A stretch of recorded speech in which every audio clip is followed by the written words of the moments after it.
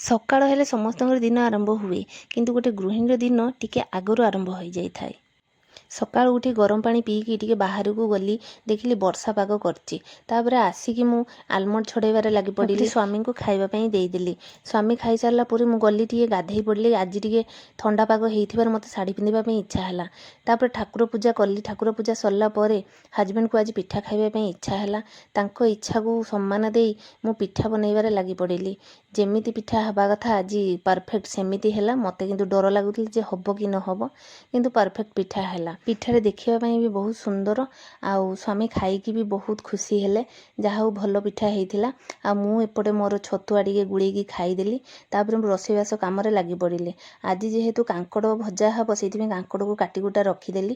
ଏପଟେ ବାଇଗଣ ପୋଡ଼ିଦେଲି ବାଇଗଣ ଭର୍ତ୍ତା ପାଇଁ। ବାଇଗଣ ପୋଡ଼ି ସାରିଲା ପରେ ଭର୍ତ୍ତା ବନେଇଦେଲି।